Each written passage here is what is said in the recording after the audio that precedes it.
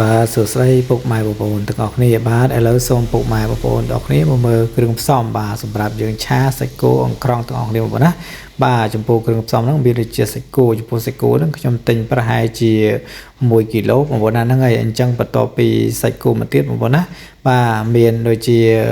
បាទម្ទេសក្របបងប្អូនណាហ្នឹងហើយម្ទេសក្របម្ទេសម៉ាឡេបងប្អូនណាហ្នឹងហើយសម្រាប់យើងដាក់ឆាហ្នឹងហើយហៅឆាក្តៅបងប្អូនណា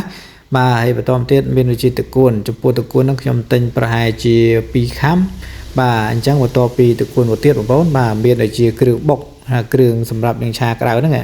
បងប្អូនដឹងស្រាប់ហើយគ្រឿងរបស់យើងមានដូចជារំដេងស្លឹកក្រូចសើចមានម្ទេសមានគល់ស្លឹកគ្រៃមានល្មៀតអញ្ចឹងទៅបងប្អូនណាតែថាខ្ញុំបុករួចរាល់ហើយបងប្អូនហ្នឹងហើយបន្ទាប់មកទៀតបងប្អូនណាមានដូចជាគ្រឿងទេសគ្រឿងផ្សំអញ្ចឹងហ្នឹងមានដូចជាប៊ីចេងបាទមានដូចជាម្សៅស៊ុបទឹកត្រីអំបិលបាទប៊ីចេងអញ្ចឹងទៅបងប្អូនណាបាទហើយបន្ទាប់មកទៀតបងប្អូនមានដូចជាស្ករក្រហមបាទខ្ញុំអត់ប្រើស្ករសទេគឺខ្ញុំប្រើស្ករក្រហមបាទយកមកដាក់ឆាបងណាហ្នឹងហើយបន្ទាប់មកទៀតមានដូចជាទឹកប្រេងខ្យងនោះបន្តិចទៅបងប្អូនណាដើម្បីឲ្យវាបន្ថែមនូវរសជាតិបងប្អូនណាបាទហ្នឹងហើយបន្តមកទៀតមានអង្ក្រងបងប្អូនចំពោះអង្ក្រងខ្ញុំទិញប្រហែលជា2ខាំបាទអង្ក្រង2ខាំហើយបន្ទាប់ពីអង្ក្រងមានដូចជាម្រះព្រៅណាហ្នឹងហើយសម្រាប់ទៅពេលយើងឆាឆ្អិនទៅយើងបងនៅម្រះព្រៅហ្នឹងហើយចូលអញ្ចឹងបងប្អូនដល់គ្នាបាទហ្នឹងហើយបាទបន្ទាប់ពីខ្ញុំបានរៀបរាប់គ្រឿងក្រៅសពគ្រប់ទៅហើយអញ្ចឹងក៏មកដល់វគ្គខ្ញុំហាន់សាច់គោវិញម្ដងហ្នឹងហើយអញ្ចឹងចំពោះសាច់គោហ្នឹងមុននឹងបងប្អូនយកហាន់បងប្អូនត្រូវតែជាសាច់ជាស្បែកជាខ្លាញ់ដែលជាប់ជាមួយនឹងសាច់យើងណាដើម្បីបាទកុំឲ្យសាច់គោយើងវាស្វិតអញ្ចឹងបងប្អូនដល់គ្នាបានហ្នឹងហើយអញ្ចឹងមុនបងប្អូនចាប់ដើមហាន់បងប្អូនត្រូវតែហាន់សាច់ជើងឲ្យរាងស្ដើងអញ្ចឹងមកបងប្អូនណានឹងហាន់ជាហ្នឹងហើយប្រទេសអញ្ចឹងមកបងប្អូន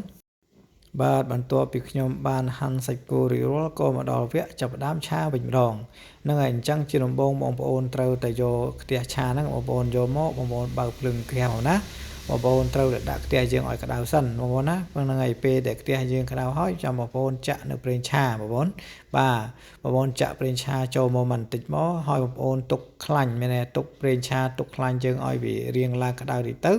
បាទចាំបងប្អូនចាក់នៅហ្នឹងហើយចាក់នៅមែនថា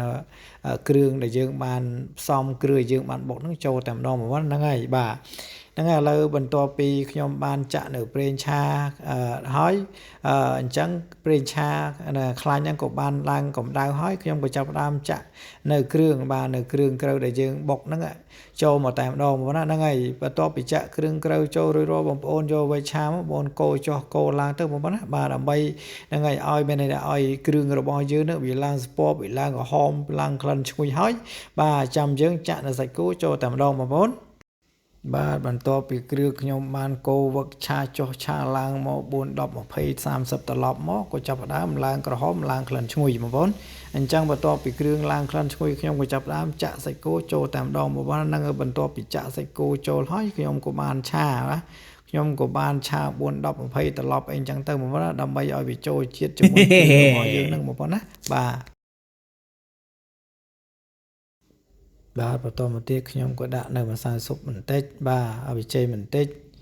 បាទបន្ទាប់ពីចេញហើយបងប្អូនណានឹងឲ្យដាក់នៅស្ករក្រហមបន្តិចហ្នឹងហើយបាទបន្ទាប់ពីស្ករក្រហមហើយហ្នឹងហើយខ្ញុំក៏ដាក់នៅទឹកខ្ញុំក៏កូរវឹកវាបន្តិចហើយខ្ញុំក៏ដាក់នៅបន្ថែមនៅប្រេងខ្យងបន្តិចទៀតបងប្អូនណាបាទហ្នឹងហើយអញ្ចឹងបន្ទាប់ពីដាក់ទឹកប្រេងខ្យងខ្ញុំក៏កូរវឹកចុះឡើង4 10 20 30ត្រឡប់ហើយក៏ដល់វគ្គចាក់នៅអង្ក្រងចូលវិញម្ដង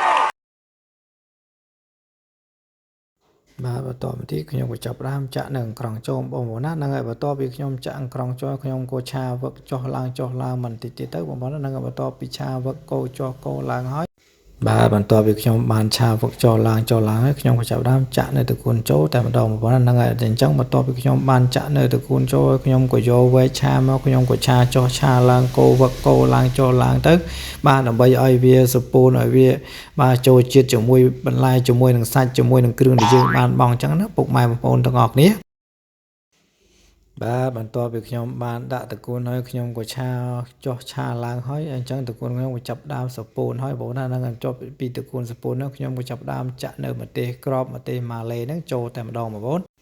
បាទបន្ទាប់ពីខ្ញុំបានកោវឹកចុះឡើង4 10 20ត្រឡប់មកខ្ញុំក៏ចាប់ដើមបងម្រះព្រៅជីវៈបញ្ចប់បងប្អូនណាហ្នឹងហើយអញ្ចឹងបន្ទាប់ពីខ្ញុំបានបងម្រះព្រៅហើយខ្ញុំក៏កោវឹកចុះឡើង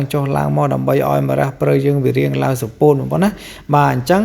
ហ្នឹងហើយអញ្ចឹងសម្រាប់វីដេអូរបស់ខ្ញុំពូរ៉ាអំពីរបៀបនៃការឆាសាច់គោអង្ក្រង់បាទគឺមានតែប៉ុណ្្នឹងទេបងប្អូនណាហ្នឹងហើយបើសិនតែបងប្អូនបានមើលនៅវីដេអូខ្ញុំហើយសូមបងប្អូនជួយចុច Subscribe Channel របស់ខ្ញុំម្នាក់មួយទៅបងប្អូនណាដើម្បីទទួលបានវីដេអូថ្មីបន្តទៀតបាទសូមអរគុណសូមជម្រាបលាបាយបាយ